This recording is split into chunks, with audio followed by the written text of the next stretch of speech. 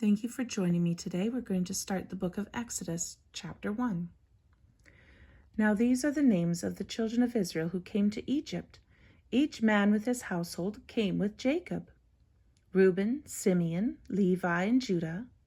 Issachar, Zebulun, and Benjamin. Dan, Naphtali, Gad, and Asher. All those who were descendants of Jacob were 70 persons, for Joseph was in Egypt already. And Joseph died, all his brothers, and all that generation.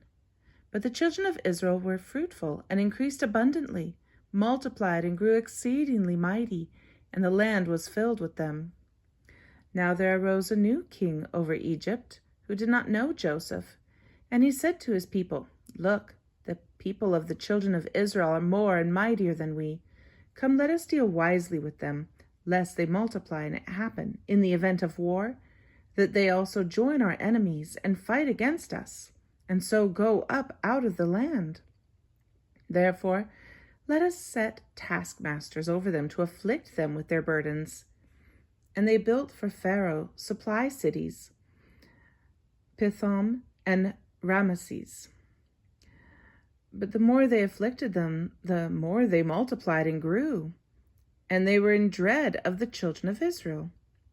So the Egyptians made the children of Israel serve with rigor, and they made their lives bitter with hard bondage, in mortar and brick, and in all manner of service in the field.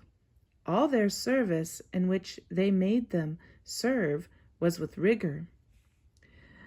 Then the king of Egypt spoke to the Hebrew midwives, of whom the name of one was Shiphrah, and the name of the other Puah.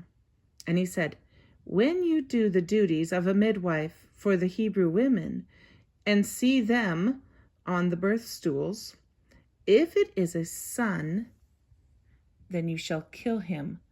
But if it is a daughter, then she shall live."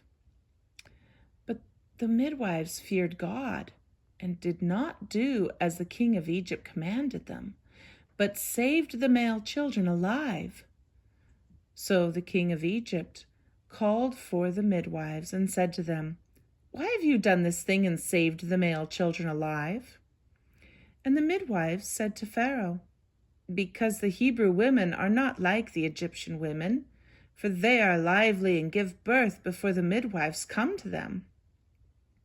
Therefore God dwelt well with the midwives, and the people multiplied and grew very mighty. And so it was, because the midwives feared God, that he provided households for them. So Pharaoh commanded all his people, saying, "Every son who is born you shall cast into the river, and every daughter you shall save alive." That was Exodus chapter 1.